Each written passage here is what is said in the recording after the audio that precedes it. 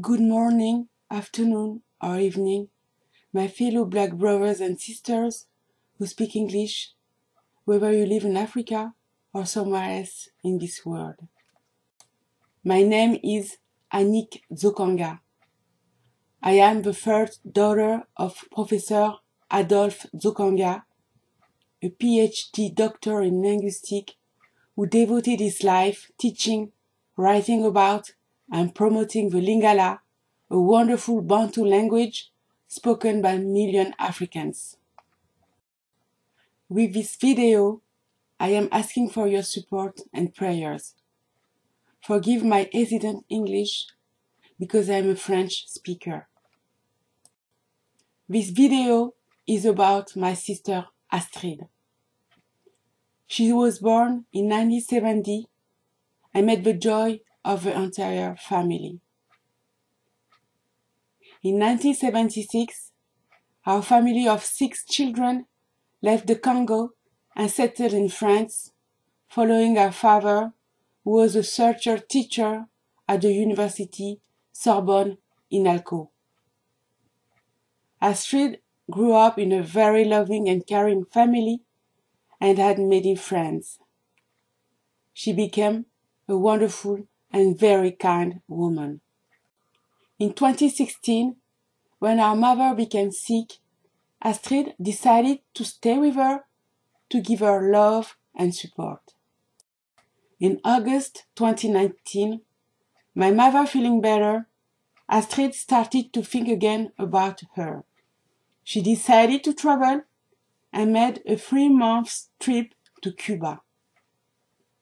In July 2020, she traveled to Corsica, a French island in the Mediterranean Sea, to spend a couple of months with friends there. She sent us pictures, messages, and told us that she was enjoying her stay in Corsica. But by November the 13th, Astrid stopped answering our calls, emails, and small messages. At the very beginning, we thought that she lost her mobile phone. But as days went by, we started to be very worried. On November the 17th, since she gave me the power of attorney, I went to check her bank account. I found that she stopped spending money since November the 5th. No more grocery, no more restaurant, no more anything. I started looking for her, calling the hotel I knew she had booked in. The hotel clerk advised me to call the hospitals, the fire department, and the police station. She even gave me the phone number of the police station of Calvi. I dialed that number, and the police officer told me that a file was open in the name of Astrid. He didn't tell me much that day because the police officer in charge with the file wasn't there. So he invited me to call again the next day. I was relieved and called my mother, brothers and sisters to tell them that Astrid was, for an unknown reason, in police custody. In the morning of the following day, November the 18th, I called again the police station to have more information about my sister. The officer in charge with the file still wasn't there, and my interlocutor refused to answer my questions and, bothered by my insistence, ended up hanging up the phone in my face. In the afternoon of the same day, November the 18th, my brother came across this article of the newspaper published in November the 6th about a vacationer born in the Congo who committed suicide by setting herself on fire in the parking lot of the Calvi Hotel in November the 5th. I couldn't believe that it was Astrid. I kept on giving hope to my family, saying that sometimes coincidences may exist. But the next day, November the 19th, in the afternoon, while I was at my workstation, the officer called and without any consideration for my feelings, told me that Astrid committed suicide by setting herself on fire on November the 5th at 8:30 p.m. in the parking lot of the Calvi Hotel. But they wanted to have the DNA results before notifying the family. But the conclusion of their 14 days of investigation was suicide of a lonely and depressed woman, that the file was closed, that we, the family, have to do the necessary to come get the remains of Astrid. That was it. Devastated by the horrible death of our beloved sister, shocked by the coldness of that police department, none of us had the strength to go to Corsica. We had the body of our sister repatriated, and we buried her December the 8th in a cold but sunny day, as shiny as was her heart.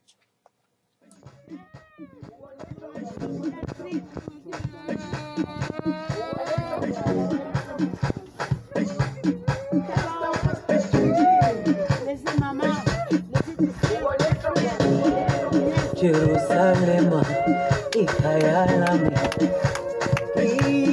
ilondoloze, uhambe nami,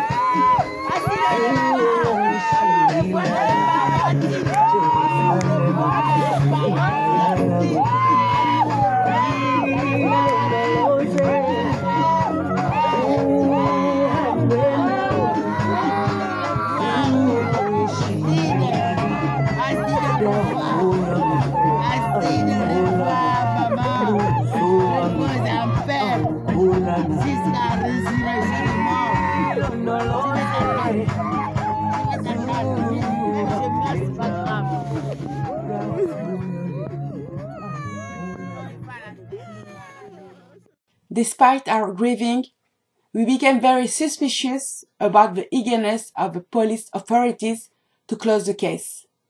We challenged the reality and the result of their investigation over the death of Astrid. Astrid's bank account has been emptied, and we figured out that the person who stole her money ended up killing her. So we filed a complaint for extortion followed by murder. In addition to the money extorted, we have many other reasons to assert that Astrid was murdered. You can see it by yourself when you watch the photographs published by the newspaper the days after her death. They are still online, and you can Google the search Immolation à Calvi. In this one, you can clearly see cut branches and a can of gasoline the murderer used to burn the body of Astrid after having killed her, because no one ever testified hearing screams that night. On the same photograph, you can also see a sponge on top of the can of gasoline the murderer used to erase his fingertips. He left these clues behind him on the crime scene, thinking that they would burn with the body, but they didn't. The procuratorial authorities rejected our complaint, ruling that Astrid committed suicide on November the 5th, and in their decision, they even wrote that Astrid was still alive, standing in the flames, when the paramedics arrived at the parking lot. We filed another complaint on the same basis before another jurisdiction, the investigating judge who had the legal obligation to reopen the case. It took us time to understand why that police department kept on, against all the evidences, saying that Astrid committed suicide. Now we know for sure. The officer who called me in November the 19th also told me that he met my sister some weeks before her death because she had an argument with someone over money. Probably the money he extorted from her and that Astrid wanted back. The argument was big enough to have the police go to the hotel she was living to settle it. So that day, they met the friend of Astrid and knew how dangerous he was. But instead of extracting her from Corsica and send her back to the mainland, they only moved Astrid to another hotel, leaving her reachable by the person who ended up killing her on November the 5th. This is the reason why they want to close this case. They could have prevented that murder. This is the reason why they didn't notify her death. Hadn't we looked for her sister, they would have buried her without never informing us of her death. The truth is that Astrid was murdered by the racist negligence of French authorities. Because for the French authorities, the life of a black woman doesn't matter. Astrid, threatened by the person who stole her money, wasn't worth being protected. She wasn't worth given assistance to. Thanks to French authorities, the murderer and his accomplices are still free, living a good life, while my sister's life ended at age 50. Our worry now is that French authorities keeps on trying to escape their responsibility, pretexting lengthy investigations. Furthermore, to have the murder of my sister taken into account, we have to make it known. I tried to have French media expose the murder of Astrid, but to no avail. French media is quick to speak about racist crimes when they take place in America or in Brazil, but never ever in France. They always deny racism, saying that the victim was an offender or that it was an accident. France has many military bases in Africa, supposedly to protect Africans from terrorism, but France can't even protect Africans from its own domestic terrorism. Worse, France isn't willing to bring justice to us. Systemic racism in France must stop because it is killing us. We don't beg for, but we demand justice now and for the future. That's why, my fellow black brothers and sisters, I ask your help to share this video, to pray for us, to have your media speak about it in order to turn up the heat on the French authorities so that they don't escape their responsibility for the murder of Astrid Dzokanga. Thank you very much.